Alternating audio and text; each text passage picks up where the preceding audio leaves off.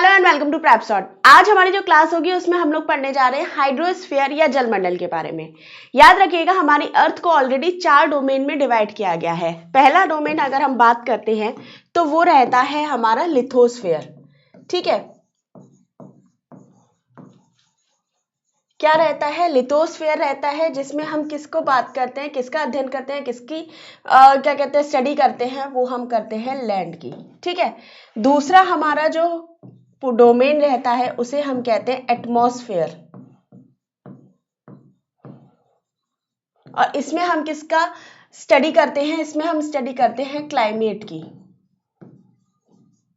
ठीक है, तीसरा हमारा जो डोमेन होता है वो होता है आपका हाइड्रोस्फीयर,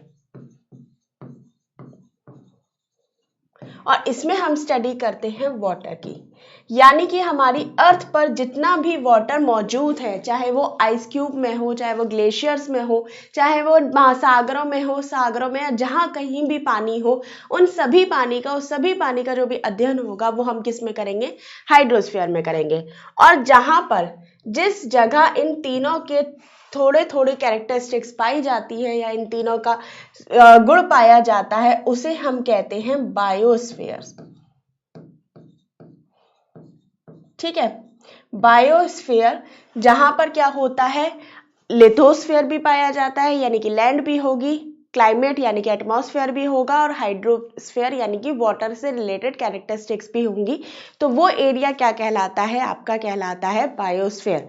तो हमारी अर्थ को इन 4 मेजर डोमेन में बांटा जाता है, और अभी हम फिलहाल जो बात कर रहे हैं वो बात कर रहे हैं अपने हाइड्रोस्फीयर या जलमंडल की। ठीक है, तो ये क्लास क्योंकि आपके एग्जाम पॉइंट ऑफ व्यू से तो इम्पोर्टेंट है ही है, साथ ही साथ ये आपके एग्जाम के अलावा आपको बहुत ज़्यादा इंटरेस्टिंग भी लगने वाली है, क्योंकि इसमें बहुत सारे ऐसे फैक्ट्स हैं जो कि आपको जानकर बहुत ही ज़्यादा मज़ा आने वाला है। तो क्लास स्टार्ट करते हैं, लेकिन उससे पहले एक रिक्वेस्ट है कि अगर आपने अभी तक हमारे चैनल को सब्सक्राइब नहीं किया है तो प्लीज़ यूट्यूब पर जाइए, प्रेपसॉट चैनल को सब्सक्राइब करिए और इस क्लास को ज़्यादा से ज़्यादा दोस्तों के साथ शेयर करिए। क्लास स्टार्ट करते हैं और बात कर लेते हैं हाइड्रोस्फीयर की।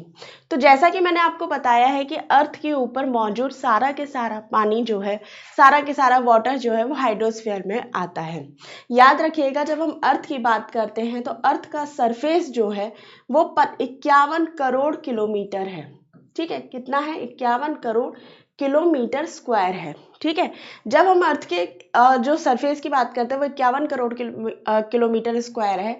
इसमें अगर हम बांटते हैं, क्योंकि हमारे अर्थ पर सरफेस पर केवल पानी नहीं है, लैंड भी मौजूद है, तो जब हम वाटर को देखते हैं तो 71% जो है वो वाटर है और बाकी बचा 29% जो है वो लैंड है।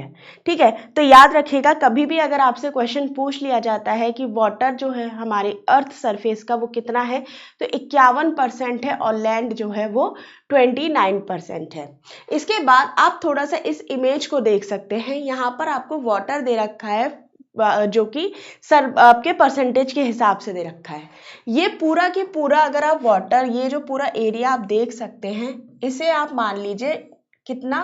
100%। ठीक है, अगर आप इसे 100% मानते हैं तो याद रखिएगा हमारे जो अर्थ है, अर्थ पे 97% जो वाटर है ना वो कहाँ पर मौजूद है? वो है आपका ओशन या महासागरों में, और बाकी बचा हुआ 3% पानी आपका कहाँ पर है? फ्रेश वाटर के रूप में मौजूद है, जो कि मात्र इतना हिस्सा ही आपको मिलता है। इसके बाद आगे चलते हैं और बात करते हैं 3% फ्रेश वाटर के बारे में। तो याद रखिएगा जब हम 3% फ्रेश वाटर की बात करते हैं तो इसका 79% तो केवल और केवल आइस कैप्स और ग्लेशियर में है, जो कि हमारी पहुंच के बहुत दूर है, बहुत क्या कहते हैं हमारी पहुंच के बहुत बाहर ही है।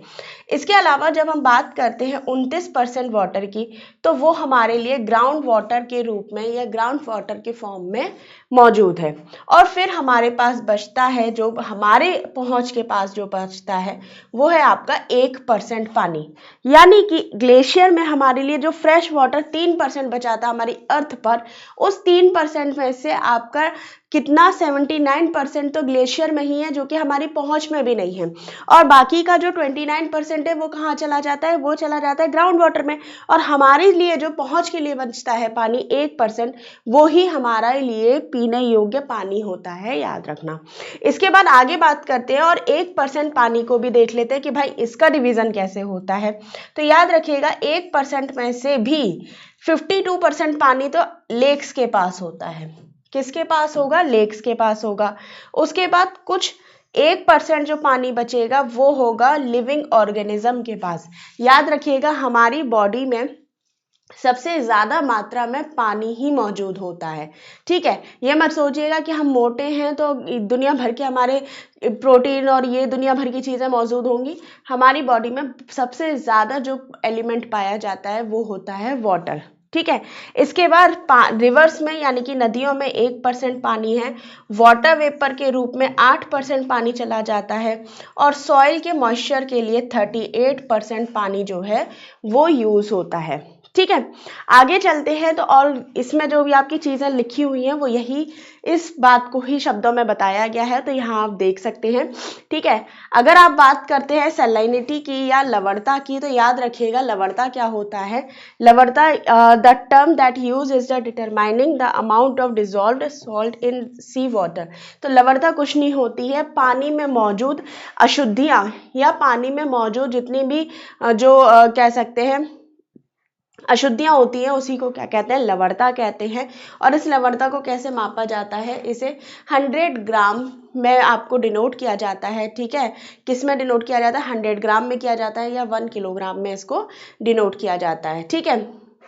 आगे चलते हैं, यहाँ आप देख सकते हैं ये हमारे अर्थ का मतलब हमारी जो वर्ल्ड का मैप है, इसमें जितना भी आपको ये ब्लू एरिया दिखाई दे रहा है यही है पूरा की पूरा हमारी अर्थ पर मौजूद पानी, ठीक है, जो कि कई फॉर्म्स में है। कई बार ये जैसे कि ग्लेशियर्स में भी पाया जाएगा, ठीक है। आपको क्या कहते हैं लेक्स में भी मिल जाएगा, सी में भी मिल जाएगा, ओशनिक में भी मिल जाएगा, ठीक है। सबसे ज्यादा जो पानी कहाँ पर मौजूद है वो मौजूद है महासागरों में या ओशंस में, ठीक है। तो अब बात कर लेते हैं महासागर या ओशंस की। तो जब ओशंस की बात करते हैं तो याद रखिएगा a very large saline aquatic system in which tidal events occur are called ocean. तो बहुत ही विस्तृत लवणीय जलीय तंत्र जिसमें ज्वार भाटे की जो प्रक्रिया है वो होती है उसे हम कहते हैं ओशन या महासागर। तो जब हम डिसेंडिंग ऑर्डर में देखते हैं इनको एरिया वाइज, तो सबसे बड़ा ओशन है वो है पैसिफिक, उसके बाद आता है अटलांटिक, फिर आता है इंडियन ओशन और फिर आता है साउथ अंटार्कटिक ओशन, और उसके बाद सबसे छोटा या सबसे लास्ट में आता है आपका आर्कटिक ओशन। तो इसकी एक ट्रिक है, याद रखिएगा, पैसा करके ट्रिक है, ठीक है। पी से याद रखिएगा पैसिफिक ओशन, ए से अटलांटिक ओशन, आई से इंडियन ओशन, सा, ठीक है, एस से आ जाएगा आपका साउथ अंटार्कटिक ओशन और ए से आ जाता है आपका आर्कटिक ओशन। तो ये जो क्वेश्चन है इसको याद रखना, इस ट्रिक को याद रखना, क्योंकि कई बार आपसे डिसेंडिंग और असेंडिंग ऑर्डर पूछ लिया जाता है ओशन का। अब हम बात करते हैं सी या सागर की। तो याद रखिएगा सी कुछ भी नहीं है, सागर जो है वो आपके महासागरों का या ओशन का सब डिवीजन पार्ट ही है, ठीक है। ये एक ऐसा पार्ट होता है ओशन का जो कि किसी न किसी लैंड से जुड़ा होता है और उसी लैंड पर इसका नाम रख दिया जाता है, लेकिन साथ ही साथ ये लैंड से जुड़े होने के साथ ही साथ इसका जो एक कनेक्शन है वो किससे होता है? ओशन से भी होता है, तभी इसको सागर कहा जाता है। जैसे कि आप यहाँ पर देख सकते हैं ये है आपका अरेबियन सी, और नीचे जाएंगे, नीचे ये किससे मिल रहा है? ये मिल रहा है आपके इंडियन ओशन से, ठीक है। और ये कहाँ से भी जुड़ा है? ये आपके लैंड से भी, लैंड एरिया से भी कनेक्टेड है। कुछ इंपॉर्टेंट आपके सी है उनको देख लेते हैं। जैसे सबसे पहले तो कैस्पियन सी या कैस्पियन सागर है और इससे रिलेटेड क्वेश्चन आ जाते हैं। याद रखना कैस्पियन सी जो है वो आपकी झील है ना कि सागर है। तो एक चीज और ये भी याद रखिएगा, अपने माइंड में रखिएगा, आपसे जो इस क्वेश्चन पूछा जाता है तो कई बार क्वेश्चन आता है कि कैस्पियन सी के आसपास कौन कौन से देश हैं, तो उसे आप देख लीजिए। The coastline of the Caspian shared by Azerbaijan, Iran, Kazakhstan, Russia और तुर्कमेनिस्तान, ठीक है। जब आप बात करते हैं तो ये रहा आपका कैस्पियन सी, यहाँ आप देख रहे हैं इसका बॉर्डर किससे कनेक्टेड है? कजाकिस्तान से है, ठीक है। इधर आप आएंगे तो ये अजरबैजान हो गया, तुर्कमेनिस्तान हो गया, ठीक है। इधर आप आएंगे तो ये ईरान हो गया, ठीक है। और इधर आप आ जाएंगे तो ये है आपका रशिया। आगे चलते हैं, हम बात कर लेते हैं ब्लैक सी की। ब्लैक सी से रिलेटेड और भी कुछ फैक्ट्स हैं जिसे हम आगे देखेंगे, लेकिन फिलहाल में हमें देखना है कि कौन कौन सी कंट्रीज जो हैं वो ब्लैक सी के इर्द गिर्द है, ये ब्लैक सी से अपना बॉर्डर शेयर करती हैं। तो याद रखना, ब्लैक सी से 2 EU कंट्री यानी कि यूरोपियन यूनियन कंट्रीज जो हैं बुल्गारिया और रोमानिया, वो अपना बॉर्डर शेयर करती हैं। इसके अलावा जॉर्जिया है, मोल्दोवा है, रशिया है, टर्की और यूक्रेन जो है वो आपके यहाँ से कंट्री जो है वो शेयर करती है। तो यहाँ आप देख सकते हैं ब्लैक सी है, ये रहा आपका बुल्गारिया, ठीक है, ये है टर्की, जॉर्जिया, रशिया, ठीक है, क्रीमिया हो गया जो कि यूक्रेन का ही एक पार्ट था, ठीक है, यूक्रेन हो गया, ये आपका, ये देखिए यहाँ से आप देखेंगे तो मोल्दोवा आ गया, रोमानिया आ गया, ये सारे आपकी कंट्रीज जो है इससे अपना क्या करती हैं, बॉर्डर्स जो है वो शेयर करती हैं। उसके बाद आप यहाँ पर ये भी देख सकते हैं, ठीक है। आगे चलते हैं और बात कर लेते हैं आपके, किसकी बात करेंगे, अब हम बात करेंगे मेडिटेरियन सी या भूमध्य सागर की। तो ये भी इंपॉर्टेंट है, तो इसको भी याद रखना, भूमध्य रेखा से या भूमध्य सागर से संबंधित देशों के बारे में भी पूछा जाता है। तो अगर हम इसके नॉर्दर्न बात करते हैं, नॉर्दर्न एरिया की बात करते हैं और वेस्ट टू ईस्ट बात करते हैं, तो स्पेन है, फ्रांस है, मोनाको है, इटली है, स्लोवानिया है, क्रोटोरिया है, बोस्निया है, ठीक है, हर्ज़गोविना है, मॉन्टेनेग्रो है, अल्बानिया है, ग्रीस है, टर्की है। और ईस्टर्न की बात करते हैं जिसमें हम नॉर्थ और साउथ की बात करेंगे, तो टर्की, सीरिया, लेबनान, इजराइल, फिलिस्तीन और इजिप्ट जैसे देश इससे अपने बॉर्डर जो है वो शेयर करते हैं, ठीक है। आगे चलते हैं और बात कर लेते हैं रेड सी के बारे में। तो जब हम रेड सी की बात करते हैं तो रेड सी के रिलेटेड भी क्वेश्चन पूछा जाता है, और फिलहाल में तो और ज़्यादा पूछा जाएगा, क्योंकि हमारे अभी आपको पता ही है कि इजराइल और फिलिस्तीन को लेकर किस तरीके से विवाद चला हुआ था। खैर अभी तो सीज फायर जैसी स्थिति बनी हुई है, आगे क्या होता है पता नहीं, लेकिन रेड सी को सेपरेट करने वाले कंट्रीज भी देख लेते हैं, या रेड सी पे जो भी कंट्रीज जो जुड़े हैं वो देख लेते हैं। तो इनके कोस्ट जो है वो इजिप्ट से, सूडान से, इरिट्रिया से, ठीक है, सऊदी अरेबिया और यमन से मिलते हैं। इसके अलावा द गल्फ ऑफ अकाबा, ठीक है, यहीं पर है द गल्फ ऑफ अकाबा, ये इसको नॉर्थ ईस्टर्न एक्सटेंशन है इस क्या कहते हैं इस सागर का, जो कि आपके नॉर्थ साउदर्न इजराइल और साउथ वेस्टर्न जॉर्डन से जुड़ती है। तो ये जो एरिया की बात कर रहे हैं अकाबा की, ये क्या है आपका, इजराइल है, और ये है आपका जॉर्डन। तो याद रखना रेड सी किस किस के पास है, या रेड सी के पास कौन कौन से देश है, तो उसको याद रखना, Saudi Arabia, Yemen, Eritrea, Sudan, Egypt, और बाकी ये गल्फ ऑफ अकाबा से इसका जो एक्सटेंशन हो जाता है सदर्न इजराइल में और साउथ वेस्टर्न जॉर्डन में, ठीक है। अब जो आपके लिए इंपॉर्टेंट रहता है वो है ये सी फ्लोर। ये जो आपको पूरी की पूरी इमेज दिखाई दे रही है, ये आपके महासागरों के अंदर की इमेज है। कहाँ की इमेज है, ये है आपके अंदर या ओशन के अंदर की इमेज। तो थोड़ा सा इसको भी देख लेते हैं। सबसे पहले हम बात करते हैं कॉन्टिनेंटल शेल्फ की। जब हम कॉन्टिनेंटल शेल्फ की बात कर रहे हैं तो यहाँ पर आपको दिखाई दे रहा है, ये है आपका कॉन्टिनेंटल एरिया, ठीक है। कॉन्टिनेंट का वो एरिया जो पानी के अंदर ढका होता है, यानी कि ये वाला जो एरिया होता है, इसी को हम कहते हैं कॉन्टिनेंटल शेल्फ। जो बीच वगैरह पे हम लोग नहाने के लिए जाते हैं, अपना टाइम स्पेंड करने के लिए जाते हैं, वही एरिया कहलाता है आपका कॉन्टिनेंटल शेल्फ, यानी कि महासागरों का और कॉन्टिनेंट का वो एरिया जो आपस में सबसे पहले टकराता है, उसी को हम कहते हैं कॉन्टिनेंटल शेल्फ। इसके बाद धीरे धीरे जब ये जो पानी है बढ़ता जाता है, गहराई अपनी लेती जाता है, इसे हम कहते हैं कॉन्टिनेंटल स्लोप। क्या कहा जाएगा, इसे कहा जाएगा कॉन्टिनेंटल स्लोप, ठीक है। जैसे जैसे याद रखिएगा, जिस तरीके से यहाँ पर गहराई बढ़ती जा रही है, आपके वाटर के अंदर मौजूद जो जितने भी प्लैंकटन वगैरह हो गया, जितने भी आपकी जो कह सकते हैं उसको मिनरल्स वगैरह हो गए, वो धीरे धीरे आपके खिसकते जाते हैं और इस एरिया में जाकर इकट्ठे हो जाते हैं, याद रखना। और जब ये इस एरिया में इकट्ठे होते हैं, इसी को कहते हैं एबिसल प्लेन, या यहाँ पर इसको कहा, यही सबसे बड़ा एरिया होता है आपके सी का या महासागर के अंदर का, जिसे हम कहते हैं एबिसल प्लेन। ठीक है। बहुत ज़्यादा जो मिनरल्स वगैरह हैं वो यहीं पर पाए जाते हैं, जितनी भी आप कह सकते हैं जैव विविधता वगैरह भी यहाँ पर पाई जाती है, और बहुत गहरा एरिया होता है, याद रखिएगा।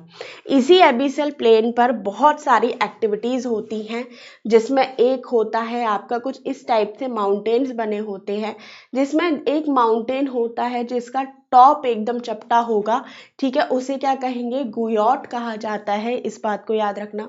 इसके अलावा कुछ माउंटेन्स होते हैं जो कि वाटर के अंदर ही रहते हैं, बाहर नहीं निकल पाते हैं, उसको हम कहते हैं सी माउंट, ठीक है। माउंटेन का ही अगर टॉप जो है वो आपके कैसा है, कोन शेप में है, तो वो सी माउंट कहलाएगा, क्योंकि अगर वो बाहर नहीं निकला है, और अगर फ्लैट है तो हम उसे गुयोट कहते हैं, याद रखना। कुछ जो माउंटेन्स होते हैं वो जो हैं सी के बाहर भी निकल आते हैं, यानी कि ऊपर आ जाते हैं, जिन्हें ही या जिनसे ही हम क्या बनाते हैं, आइलैंड्स बनाते हैं या द्वीप बनाते हैं। इसके अलावा वॉल्केनिक आइलैंड्स भी यहाँ पर पाए जाते हैं। तो आपको पता ही है कि प्लेट टेक्टोनिक जो एक्टिविटीज़ होती है उसी से ही माउंटेन का फॉर्मेशन होता है। तो इन्हीं से बनते हैं आपके सी माउंट, इन्हीं से बनता है आपका गुयोट, इन्हीं से बनता है आपका वॉल्केनिक आइलैंड, और यही जब पर्वत थोड़े से बड़े हो जाते हैं और सी के बाहर निकल आते हैं तो वहीं से बन जाते हैं आपके आइलैंड्स, ठीक है। इसके बाद थोड़ा सा आगे जाएंगे और आपको यहाँ पर एक शेप दिखाई दे रही होगी कुछ इस तरीके से, ये कहलाती है आपकी मिड ओशनिक रिज, ठीक है। ये क्या होगी, मिड ओशनिक रिज होती है, या मध्य महासागरीय कटक आप इसको कहते हैं, ठीक है। इसके बाद थोड़ा सा और आगे जाएंगे तो यहाँ आपको दिखाई दे रहे हैं ट्रेंच। तो याद रखिएगा, ट्रेंच या गर्त महासागरों का सबसे गहरा पार्ट होता है, या सबसे डीपेस्ट जो पोर्शन है, डीपेस्ट जो पार्ट है, वही आपका कहलाता है ट्रेंच, ठीक है। तो ये है आपका पूरा की पूरा सी फ्लोर। ऐसा नहीं है जैसा आप लोग सोचते हो कि नहीं हमारी अर्थ के ऊपर ही क्या कहते हैं पर्वत पठार और दुनिया भर की चीज़ें हैं। अर्थ जो सी है ना, यानी कि महासागर के अंदर भी ये पूरा की पूरा पोर्शन जो है वो पाया जाता है। एक अलग ही दुनिया होती है महासागरों के अंदर भी। आगे चलते हैं तो बात कर लेते हैं ओशनिक ट्रंच की, ठीक है। तो जब महासागरीय गर्त की बात करते हैं तो ये क्या होता है, डीपेस्ट पार्ट है आपके ओशन का। अगर हम वर्ल्ड के सबसे डीपेस्ट पार्ट की बात करते हैं तो वो है मारियाना ट्रेंच। लगभग 11,022 मीटर का ये जो गर्त है वो पाया जाता है, और ये किससे फॉर्म हुआ है, ये हुआ है बेंडिंग ऑफ ओशनिक प्लेट्स की वजह से। लगभग 57 जो है वो ट्रेंचेस को आइडेंटिफाई किया जा चुका है, जिसमें 32 अकेले पैसिफिक ओशन में हैं, 19 आपके अटलांटिक ओशन में हैं, और 6 आपके इंडियन ओशन में हैं। तो उन पैसिफिक ओशन में इसलिए भी ज़्यादा है क्योंकि यहाँ पे रिंग ऑफ फायर की स्थिति बनी रहती है, ज्वालामुखी और भूकंप जैसी स्थितियाँ यहाँ पर अक्सर पाई जाती हैं। आगे चलते हैं, कुछ इंपॉर्टेंट ट्रेंचेस को देख लेते हैं, और आपके क्वेश्चन जो है वो यहीं से बनेगा। जब मारियाना ट्रेंच की बात करते हैं तो हमें पता है ये पैसिफिक ओशन में है। टोंगा ट्रेंच की याद रखना, ये भी पैसिफिक में है। मिंडनाओ ट्रेंच की बात करते हैं तो ये भी पैसिफिक ओशन में है। पुर्टो रिको ट्रेंच की बात करते हैं तो ये अटलांटिक रीजन में है, ठीक है। अटाकामा ट्रेंच की बात करेंगे तो 8,65 मीटर पैसिफिक ओशन में है। रोमसे ट्रेंच जो है वो साउथ अटलांटिक ओशन में है, और सुंडा ट्रेंच जो है वो आपके इंडियन ओशन में है, याद रखिएगा। ये है मैप, और यहाँ पर आपको कुछ ट्रेंचेस जो हैं वो दिखाई दे जाएंगी, जैसे कि ये है एलुटियन ट्रेंच, आप यहाँ देख सकते हैं ठीक है। उसके बाद आगे देखते हैं तो ये देखिए, ये आपको रिज दिखाई देंगी, ठीक है। आगे और देख लेते हैं, और इसमें ट्रेंचेस दे रखी होंगी, ठीक है। ये रही आपके मारियाना ट्रेंच, जो कि आपके कहाँ पर है, पैसिफिक ओशन में है।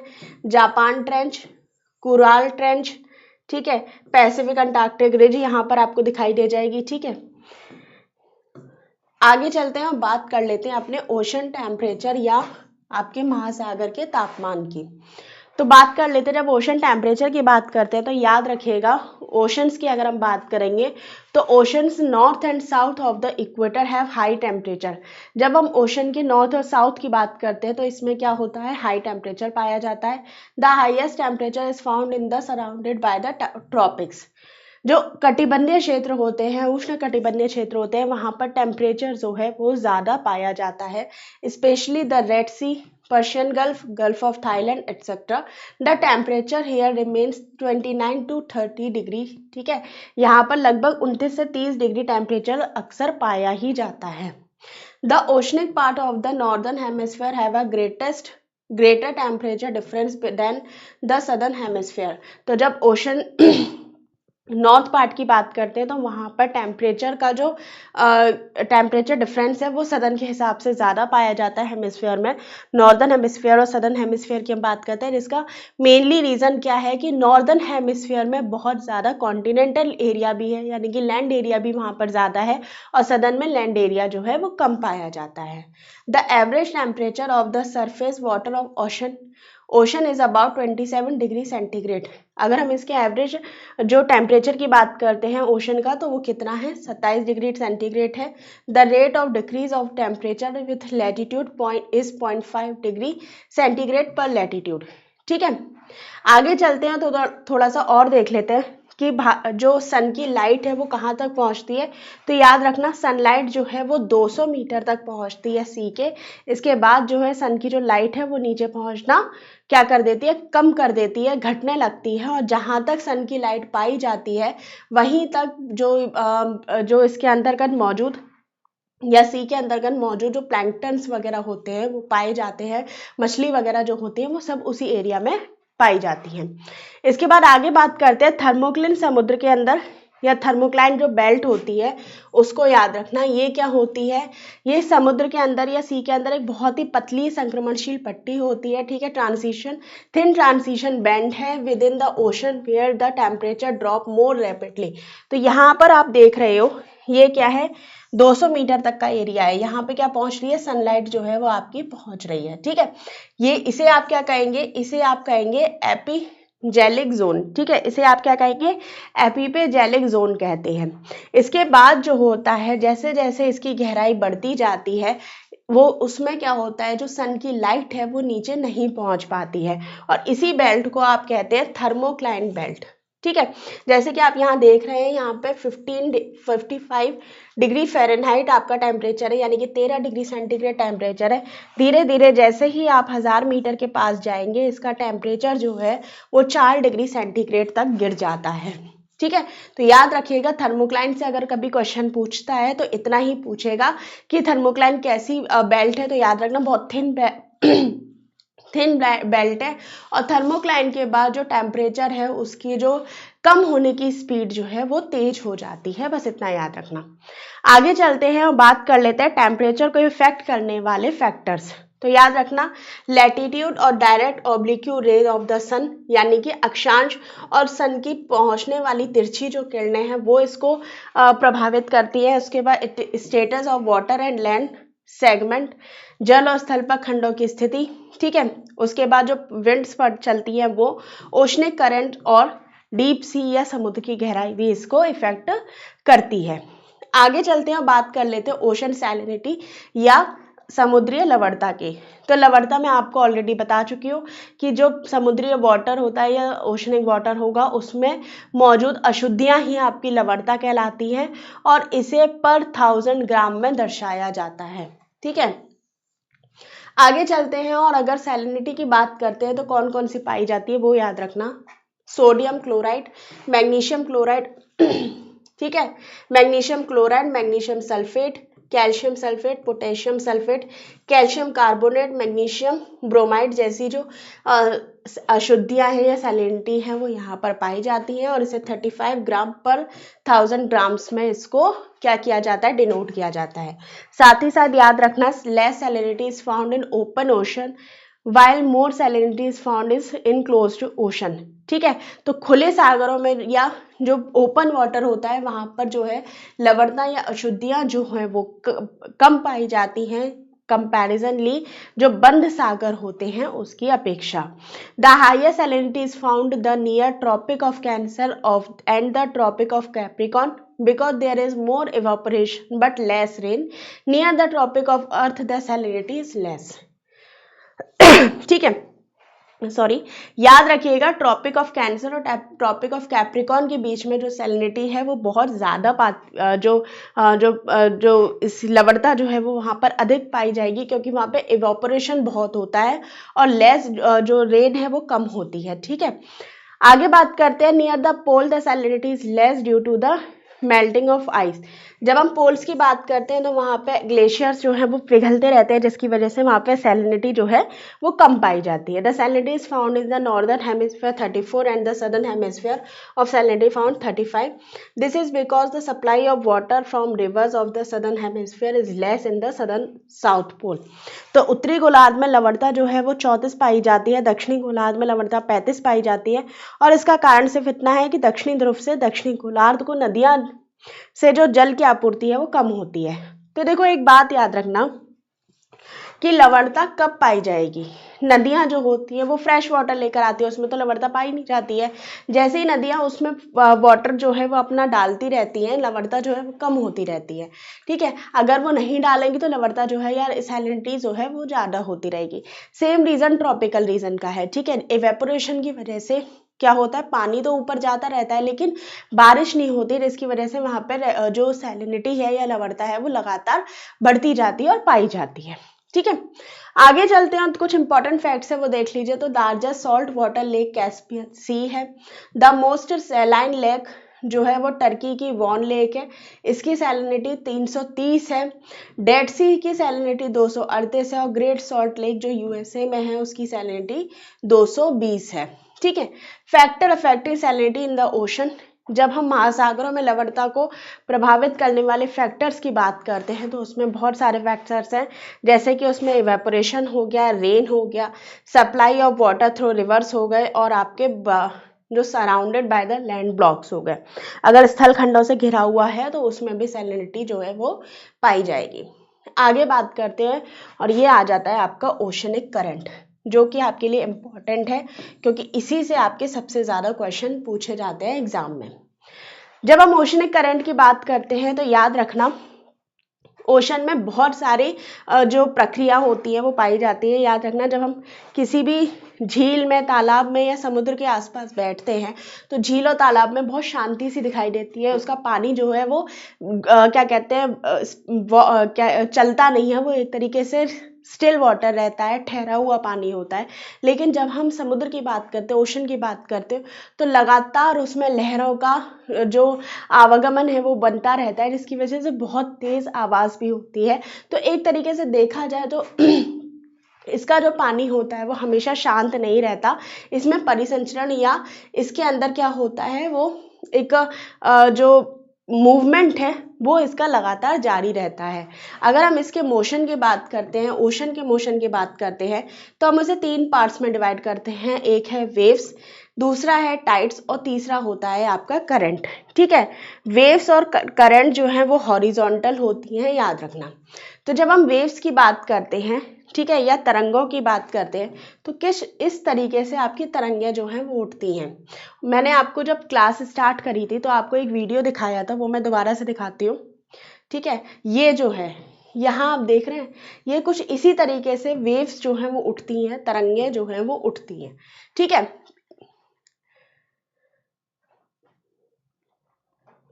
ठीक है, अब हम बात करते हैं महासागरीय सतह पर जो जल है या वाटर है वो लगातार उठता गिरता रहता है। ठीक है, in this the level of sea water is high and low but does not flow from the place to another place, it is called wave. याद रखना जब पानी जो है वो एक जगह से उठता बैठता रहे और लेकिन वो एक जगह से दूसरी जगह ना जाए, उसी को हम कहते हैं वेव्स या तरंग।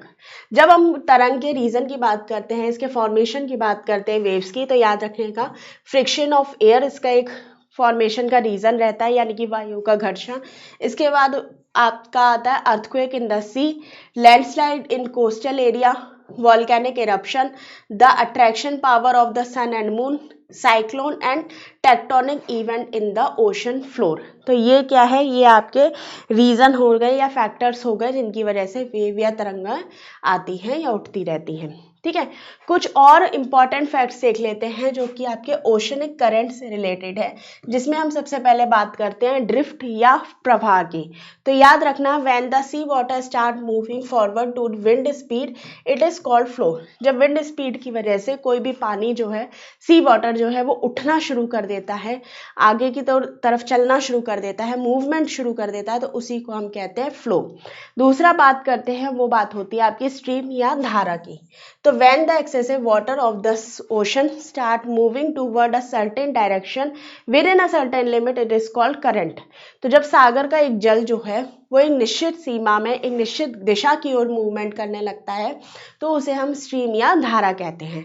इसके बाद आते हैं हम की स्ट्रीम करंट या स्ट्रीम धाराओं की बात कर लेते हैं। तो when the excessive water of the ocean start moving in a certain direction like the river of the surface then it is called a stream current। तो जब हम इसके नदियों की तरह एक समान गति में दिशा में इसका मूवमेंट होने लगता है तो हम उसे स्ट्रीम करंट पूछते हैं। तो आप यहाँ पे आप थोड़ा सा इसको देख लीजिए, ठीक है। अब बात करते हैं रीजन ऑफ ओशनिक करंट की। तो ओशनिक करंट आखिर क्यों आती हैं उनको देख लेते हैं। तो याद रखिएगा, इसके 3 रीजन है। पहला है related to the rotation of earth, related to the ocean and external ocean factor. जब हम related to the rotation of earth की बात करते हैं तो इसमें कोरोलिसिस फोर्स और एकमान स्पेशल, इन दोनों जो फॉर्मेशन है, इन दोनों फोर्सेस का बहुत इंपॉर्टेंट रोल रहता है। इसके बाद हम रिलेटेड टू ओशन की बात करते हैं तो टेम्परेचर का, सैलिनिटी का और डेंसिटी का, इन तीनों का भी फर्क पड़ता है इस पर। और जब हम एक्सटर्नल फैक्टर्स की बात करते हैं तो एयर प्रेशर और विंड हो गया और जो आपका एवापोरेशन और प्रेसिपिटेशन हो गया, वो भी इसमें इंपॉर्टेंट रोल प्ले करते हैं। आगे चलते हैं और ये है आपका पूरा इंडिया का मैप। आगे चलते हैं और यहाँ से आपके क्वेश्चन बनेंगे और ये आपको इम्पोर्टेंटली याद रखना है, इसको बिल्कुल मत भूल जाना, ठीक है। तो याद रखना, हमारी जो करंट है उसे हम 2 टाइप्स में डिवाइड करते हैं, एक होती है वार्म करंट और एक होती है आपकी कोल्ड करंट। तो एग्जाम में आपसे क्वेश्चन जो पूछा जाएगा वो इसी से पूछा जाएगा।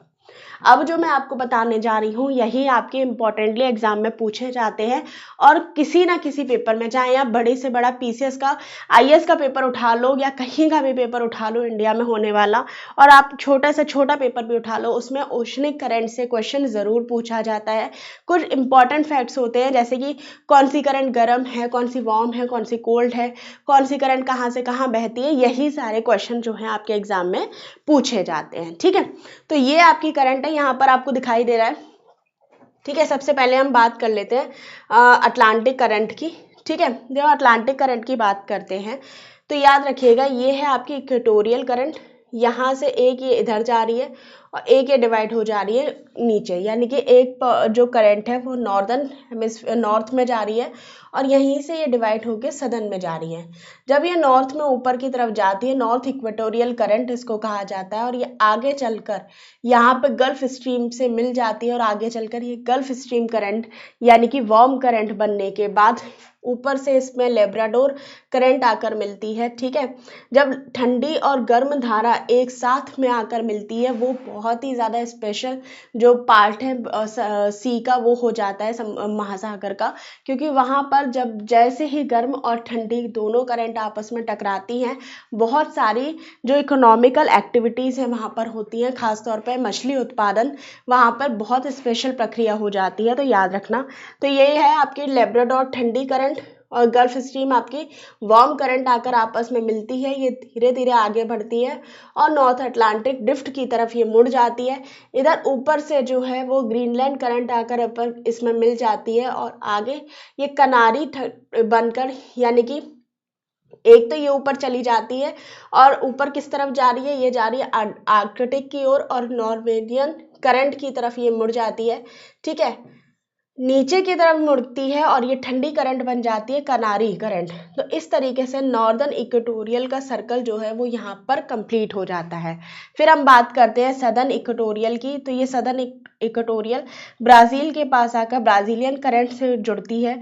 इधर से आपके साउथ अटलांटिक करंट जो है वो फ्लो हो रही है और ये उसमें मिलकर आपके अफ्रीका के पास जाके बेंगुला करंट से मिल जाती है और यहाँ पर एक इसका साइकिल भी कंप्लीट हो जाता है, ठीक है, आगे चलते हैं और बात कर लेते हैं थोड़ा सा इंडियन ओशन की। तो जब हम इंडियन ओशन की बात करते हैं तो यहाँ पर जो करंट पाई जाती है ना, उसका फॉर्मेशन पैसिफिक ओशन और अटलांटिक ओशन से थोड़ा सा अलग होता है। कैसे होता है, तो यहाँ आप देखिए, यहाँ पे इक्वेटोरियल काउंटर आता है, तो यहाँ पर अगर आप देखेंगे तो ये यहाँ से इस तरीके से अगुलहास जो ये करंट है वो इधर जा रही है। किसके बीच से जा रही है, तो याद रखना साउथ अफ्रीका और मोजाम्बिक के बीच में से ये कौन सी करंट जा रही है, अगुलहास करंट जा रही है। यहाँ पे साउथ इंडियन ओशन से ऊपर की तरफ करंट पहुंच रही है और वेस्टर्न आपके ऑस्ट्रेलिया में ठंडी करंट होने के नाते आगे की तरफ जुड़ के साउथ इक्वेटोरियल करंट और मोजाम्बिक करंट आपस में जुड़कर ये आपका सर्कल जो है वो कंप्लीट कर लेती हैं।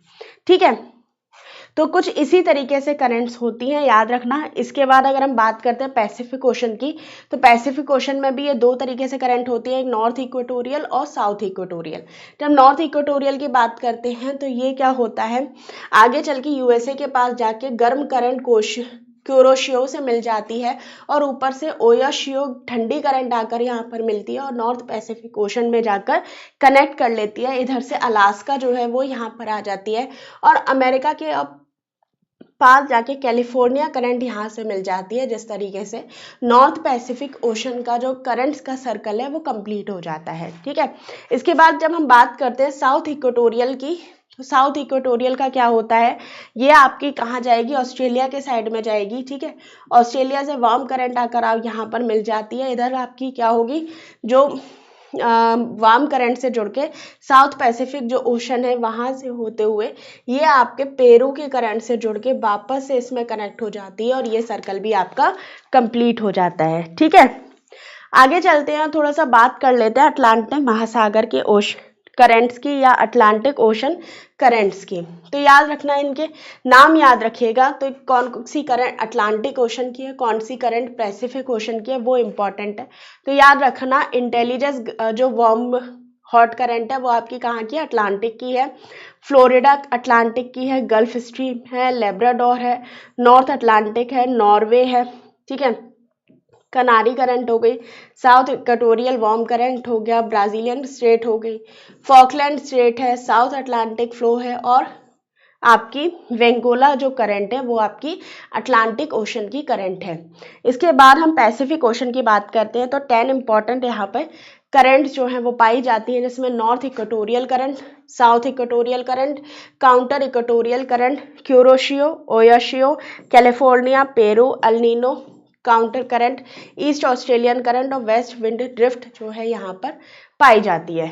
इसके बाद हम इंडियन ओशन की बात करते हैं, तो इंडियन ओशन क्योंकि खुला हुआ नहीं है, इस कारण यहाँ पर जो धाराएं हैं उनका प्रवाह जो है वो कम होता है, लेकिन फिर भी इसमें कुछ इंपॉर्टेंट जो करंट है वो पाई जाती है, जैसे साउथ इक्वेटोरियल करंट है, मोजाम्बिक है, मेडागास्कर है, हॉट स्ट्रीम है, विंड फ्लो है, वेस्टर्न ऑस्ट्रेलिया कोल्ड करंट जो है वो यहाँ पर पाई जाती है। ठीक है, अब महासागरीय करंट का प्रभाव क्या होता है, क्या ठीक है, ओशन करंट का क्या प्रभाव पड़ता है तो वो भी देख लीजिए। तो जब ओशन करंट की बात करते हैं तो ocean current distribute temperature, the place when hot and cold stream meet have the best fishing centers around Japan and the east coast of North America are some example of this। तो ये मैं already आपको बता चुकी हूँ, जहाँ पर भी कोल्ड एंड वार्म करंट आपस में मिलती हैं वो फिशिंग एरिया के लिए बहुत इंपॉर्टेंट प्लेस बन जाता है। Where you want to go cold and hot there is a foggy season as a result of hinders the circulation. ठीक है, तो क्या होगा, जहां पर भी वार्म और कोल्ड करंट मिलेगी वहां पे ना फॉगी जो रीजन होगा, ठीक है, कोहरा वगैरह वहां पे बहुत ज्यादा होगा और जो वहां पर नौ संचालन होता है या कि नाव के चलने में वहां पर दिक्कतें जो होती हैं वो पाई जाती हैं। अब आगे जो हम लोग देखने वाले हैं वो होगा ज्वार और भाटा। ठीक है, तो ये क्लास जो होगी ज्वार भाटा की वो मैं आपकी कर लूंगी। अभी तक हमने ओशन से रिलेटेड जितने भी फैक्ट्स आते थे वो हमने कंप्लीट कर लिए। अगली जो क्लास हम लेने जा रहे हैं वो होगी आपकी ज्वार भाटा की। ठीक है, तो यहाँ पे हम लोग ये क्लास समाप्त करते हैं।